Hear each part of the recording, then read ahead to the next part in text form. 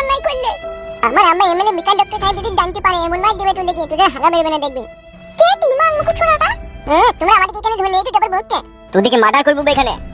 Murder করবে সস্তা তো, কি অন্যায় করেছে তাই মার্ডার করবে? অন্যায় মারাইছো, তোমার স্বামী যে অত্যাচার আমাদের উপরে করেছে তার খোঁজ খবর রাখো। কেন কি অত্যাচার করেছে তোমাদের উপরে আমার স্বামী? তোমার স্বামী ওইরকম বারোচুদা হারামি লোক এই জগতে আর দুটো নাই। কেন কেন মারাচ্ছি? যেমন মাটি কারি কারি টাকা গুনা লেগে যখন তোকে শোনা চেন কিনে দিছি, লেঙ্গেস কিনে দিছি, জাঙ্গিয়া কিনে দিছি, বিষয় কিনে দিছি, তখন তোর মাথাকে জিজ্ঞেস করছিস না যে টাকাগুলো তুমি কোথায় পেয়েছো? কেন আমার আব্বা এমএলএ মাথার কাছ থেকে নেয় টাকাগুলো? এই শালো বৈদ্য ছেলে লয় রে, ফুট পয়জন সব কথা তো কুটকাচ্ছি তো। টাকা কালো না আমাদেরকে এখানে ধরে বেঁধে রেখে দিচ্ছ। আমার আব্বা যদি জানতে পারে তোমাদের গুলো বেঁধে মারবে দেখবা। তোমরা তোমাদের নিজের জীবন বাঁচাইতে চাইলে আমাদেরকে ছেড়ে দাও, নাহলে আমার স্বামী কিন্তু তোমাদেরকে ছাড়বে না। কিছুই করতে পারবে না তোমার স্বামী। হ্যাঁ রে কালো কুকুর, হ্যাঁ বলো। ফুটু আসছে না কেন, কি ব্যাপার? কিছু কি গন্ডগোল হলো নাকি? বিষয়টা তো কিছু ছেলে এই পক্ষের মানে তাইলে কি এই ফালতুর বউকে তোমার স্বামী বিয়ে করেছে তারই ছেলে নাকি এটা? কে ফালতু? এই তো আমার পেছনে যে দাঁড়িয়ে আছে এর নাম ফালতু, এরই বউকে হয়তো তাইলে তোমার স্বামী বিয়ে করেছে নাকি? তা হয়তো হবে, সেটা মনে লাগেনি তো আমার কপাল পড়লো। তাহলে এই ছেলেটা তাহলে ফালতুর বউয়ের ছেলে? হ্যাঁ বে ফালতু, দাদা ওইটা তোর বউয়ের ছেলে বে? মেরে আমি আমার আব্বার ছেলে। ও মা গো, ও বাপ গো, কি কথা শুনতে পেলাম গো। উড়ি আল্লাহ। শোনা বউ রে, তুই কি কাজ করলি? তুই ছেলে হয়ে গেল বউ। ও মা গো ভাই, শালা বৌদি ছেলে হয়ে গেছে তো ভালো ভাই, তৈরি করা ছেলে নিয়ে চলে যাবি, তোকে ছেলে তৈরি করতে হবে না। আমি হাল হবো না, আমি হাল হবো না। ও ভগবান, আমি আর সহ্য করতে পারছি না, আমাকে তুলে লাও, আমাকে তুলে লাও। হ্যাঁ গো কালু ভাইয়া, কি কাজ হলো? তো ঘাইয়ের উপরে বিষ ফোড়া হয়ে গেল। আমরা কি করবো? ফোড়া হয়ে গেল তা তুই এক কাজ কর, ফালতুর কথা বাদ দে, তুই একবার ফুটুকে যেমন করে হোক খুঁজে বাই করে এখানে নিয়ে আয়। যাবো বলছো? আগে সে না আইলে দিলি ফয়সালাটাই বা কি করে হবে? চিন্তা করার দরকার নাই, তুই একবার যা না। বেশ ঠিক আছে, তাহলে আমি যাচ্ছি। তাড়াতাড়ি যাবি আর আসবি। বেশ ঠিক আছে।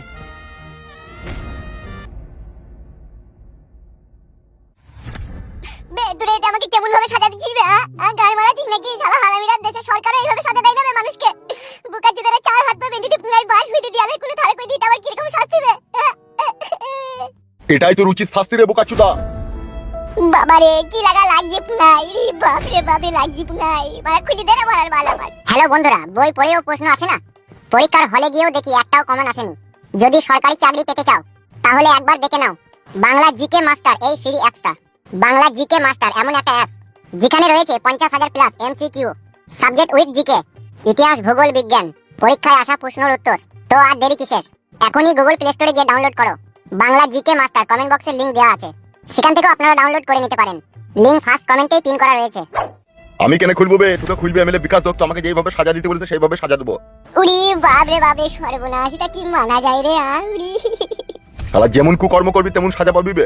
বালচুদারা, উত্তর কোরিয়ার প্রেসিডেন্ট কিং জং এরকম মানুষকে শাস্তি দেয় নেবে, আর তোদের একটা বালের 2 টাকার এমএলএ এইভাবে মানুষকে সাজা দিয়ে দিচ্ছে, নিজেকে কি ভাবে কি বেশে? সে নিজেকে উত্তর কোরিয়ার প্রেসিডেন্ট কিং জং এর থেকে কম কিছু ভাবে না। খুলে দাও বাগের ফুটকি ভাই, খুলে দাও। কি লাগা লাগছে পুঙ্গাই, আমি সহ্য করতে পারছি না বাগের ফুটকি ভাই, খুলে দাও ভাই। খুলে দেবো? ভাবলে কি করবে তুই? ভাবে রে খেলা ঘরে খেলে সব পুতুলি খেলা, জানি না এমন খেলা ভাঙে কখন কে জানে। বানাইছে পুতুলি যিনি, একদিনই ভাঙবে তিনি। তোদের ওই এমএলএ সাহেব শরীরের বাচ্চা যেছে, নিজেকে এই দেশেরই কত বড় রাজা বাদশা ভাবে রেছে রে। আমার মতো একটা ভালো ছেলেকে হাত পা বেঁধে রেখে পুঙ্গাতে বাস ভরিয়া দেয়ালের কোণে থাড় করে দেয় রে। এই দেশেরই সরকারেরই কি সব আইন কারণ আজও মাথায় ঢুকে না আমার রে। ভালো মানুষের পুঙ্গাই বাস ভরিয়া দেশের খারাপ মানুষদেরকে ছেড়ে দেয় রে। চুপ বে বোকাচুদা, আমরা খারাপ মানুষ? তা কি ভাই তোরা বল, তোরা নিজে একটা বিবেক করে দেখ, তোরা কি মানুষ দেখ। আমার অপরাধ পেলি না, আমার দোষও খুঁজে পেলি না, অথচ আমাকে হাত পা বেঁধে রেখে আমার পুঙ্গাই বাস ভরিয়ে আমাকে সাজা দিচ্ছিস, তাহলে তোরা কিরকম মানুষ বুঝ। এখানে আমার কিচ্ছু করা নাই, আমি এমএলএ বিকাশ দত্ত সাহেবের কাছে কাজে এসেছি টাকার জন্য, ও যা বলবে তাই করবো। তাহলে আমার পুঙ্গাই বাস ভরিয়ে দেবা? তোকে তো পুঙ্গাই বাঁশ ভরিছি বে, খুব কম। আর ইকে দেখ, চারিদিকে কারেন্ট জাল, সেই জালের ভিতরে বন্দি করে রেখেছি, যেদিকে ও হাত দেবে সেই দিকে 440 ভোল্ট। একবার ওই তার কাটার বেড়ায় হাত দিলে ওর ভিতরকার লাড়ি শুধু পুড়ে যাবে, না বসতে পারবি, না শুতে পারবি, না ঘুমোতে পারবি, না লড়তে পারবি। বাবালো, তাহলে তোকে তো এরকম শাস্তি কোনো দিন নিবে? কি লাগা লাগছে বাগের ফুটকি ভাই, আছে দাও না ভাই, ও ভাই আছে দাও না ভাই। সেটা সম্ভব নয়, সেটা আয়ত্তের বাইরে। আমাকে নিচে নামি দাও ভাই, ও ভাই নিচে নামি দাও ভাই। দাঁড় বালচুদা, কানে কানে ফ্যাট ফ্যাট করে বকছে। যতক্ষণ না এমএলএ বিকাশ দত্ত সাহেব এখানে না আসবে ততক্ষণ তো ওইভাবেই থাকবে, সে এসে ফয়সালা করবে কি করবে কি না করবে। সহ্য করতে পারছি না ভাই, লাগছে। লাগার জন্যই তো তোকে এরকম কঠিন শাস্তি দিতে হবে। ওইভাবেই থাক, সে আসুক তারপরে ফয়সালা হবে।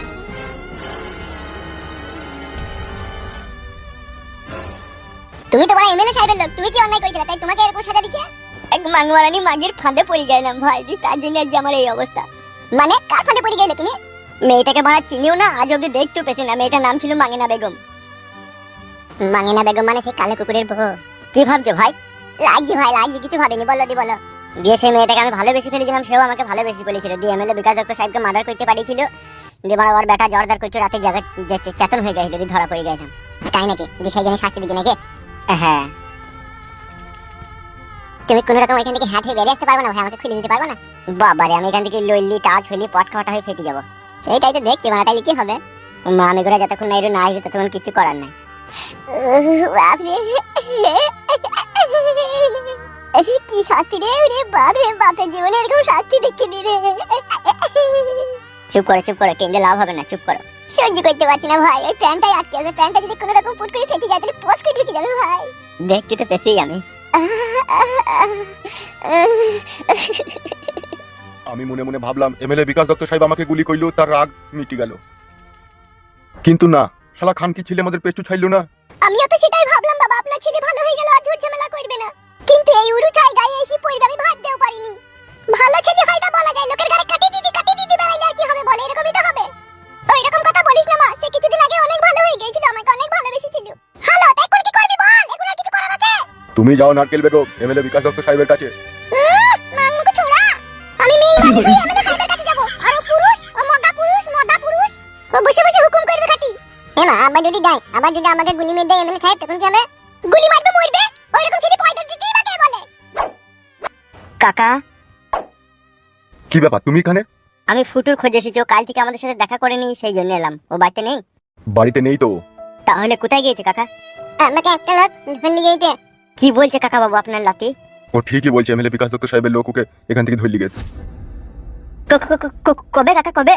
পরশুদিনকে সকালে। তাই নাকি কাকা? হ্যাঁ গো ছেলে, হ্যাঁ। বিকাশ দত্ত, তো রক্ত কুকুরকে খাওয়াবো। গো ছেলে, ও বলো কাকিমা। আমার জামাইটাকে যে এমএলএ বিকাশ দত্ত সাহেব তুলে নিয়ে গেল, কিছু তোমরা একটা অত বন্ধ হও, কিছু একটা ব্যবস্থা করো। ও ভাই কালো কুকুর ভাই, আমার ছেলেটাই 2 দিন থেকে রাতে ভাত খেয়েছে না, কাঁদছে ওর বাপের লেগে। ওর বাপকে যেমন করে হোক ছাড়িয়ে আনার ব্যবস্থা করে দাও ভাই তোমরা। ঠিক আছে বৌদি, তুমি কান্না করো না, তুমি কান্না করো না। দাও ভাই, যেমন করে হোক আমার স্বামীকে তোমরা এমএলএ বিকাশ দত্ত সাহেবের কাছ থেকে ছাড়িয়ে এনে দাও ভাই। এলা কান্দিস না, অমন করে তো কান্দিস না।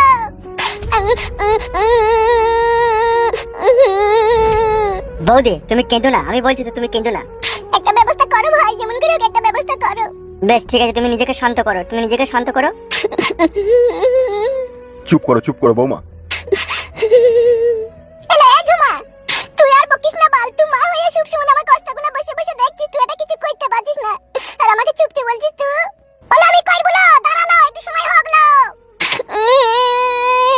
সময় হইতেই তো আমার স্বামী থেকে দেখুন আমি আর পাবো না।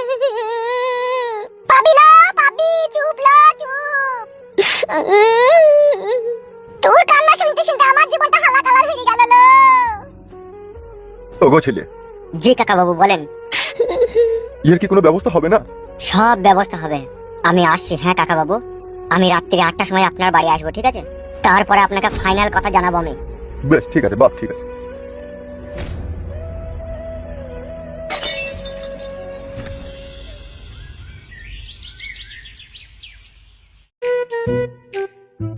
বাল, আমার চাবিটাই কাজ হচ্ছে না কেন? ছি বাড়া, কালকে বুমটা ফাটাবো আর আজকে বুমটাই কোনো কাজ করছে না। এই শেষ চেষ্টা করি একবার দেখি। বলছি হাফ গান্ডু ভাই আছেন নাকি? কে রে? আমি এমএলএ বিকাশ দত্ত সাহেবের লোক সাদা কুকুর। সাদা কুকুর? সে আবার কোন শালো? ভিতরে আইবো ভাই? কই আই দেখি। কেমন আছেন ভাইজান? এই তো ভালো আছি, তুই কেমন আছিস রে? আমিও ভালো আছি। দি কাজ কাম কি করছিলেন? কি আর করবো ওরা, এই বুমটার এই চাবিটা কাজ করছিল না, তাই সোজা করছিলাম। বাবা বাবা রে, আপনি বুমও সোজা করেন? বুম কিরে বোকাচোদা, সব আমি নিজের হাতে তৈরি করি। বল কি খবর নিয়ে এসেছিস? খবর বলতে আপনাকে এমএলএ বিকাশ দত্ত সাহেব ডেকেছে বললেই তো আর হাফগান্ডুকে পাওয়া যায় না। আমি এখন অন্য কাজে ব্যস্ত আছি। কি কাজে ব্যস্ত আছেন? সামনে ইলেকশন, 26 জনকে মারার কন্ট্যাক্ট লিয়েছি। কটা মার্ডার হলো, এখনো হয়নি ফাদা। বাড়ি গেছি, কাউকে খুঁজে পেছি না। তা আপনাকে যে খুব ইমার্জেন্সি এমএলএ বিকাশ দত্ত সাহেব ডেকেছে, কেন কি হয়েছে কিছু বলেনি? সেরকম কিছু আমাকে বলেনি, শুধু বলেছে হাফগান্ডুকে এখানে ডেকে আনতে। কাউকে মার্ডার করতে হবে নাকি? হইলেও হয়তো হইতে পারে, তবে কিন্তু আমি শিওর জানি না। বাল মুকুচুদা, এমএলএ বিকাশ দত্ত সাহেবের পুলিশ চুল করে ধরতে ঝুলে থাকিস তো? তা সে কাকে মার্ডার করবে আর সে আমাকে কিসের জন্য ডাকছে তুই জানিস না? আপনি যাবেন কিনা তাই বলুন। আমাকে বলেছে তুই যে হাফগান্ডুকে ডেকে আনবি, তাই আমি ডাকতে এসেছি। আপনি আমাকে গরম দেখাবেন না, আপনি চলুন।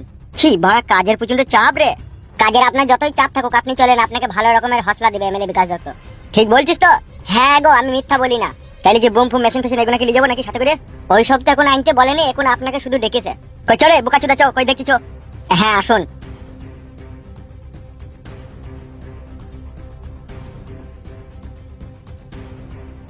কি বলছেন এমএলএ বিকাশ দত্ত সাহেব? আপনার সাথে কাজ করতো কালো কুকুর, আবার আপনার বউ ছেলেকে কিডন্যাপ করেছে? ওই জন্যই তো আমার বুকের ভিতরে আগুন জ্বলছে হাফগান্ডু, যে আমার খেয়ে আমারই পরে আমারই বউ ছেলেকে কিডন্যাপ। এখন আমাকে কি করতে হবে বলুন? যদি আমাকে মার্ডার করতে বলেন তাহলে বুকের কাছ থেকে লাভি অব্দি চিড়ি 1.5 কেজি টাকা নুন হয়ে দেবো ভিতরে, তারপর গুম শুয়ে সুতলি দড়ি দিয়ে সেলাই করে দেবো। আর এতে যদি না হয় তার থেকে কঠিন শাস্তি আমার কাছে আছে বিকাশ দত্ত বাবু। আপনি শুধু আমাকে 25 টেন ফরচুন তেল কিনে দেবেন সইষের, তারপরে কালো কুকুরকে আমি ঝিনুকে করে ছিলবো, ছিলিয়ে ওকে হলুদ মরিচ মাখিয়ে দিই, ওই ফরচুন গরম তেলে ওকে আমি ফ্রাই করবো।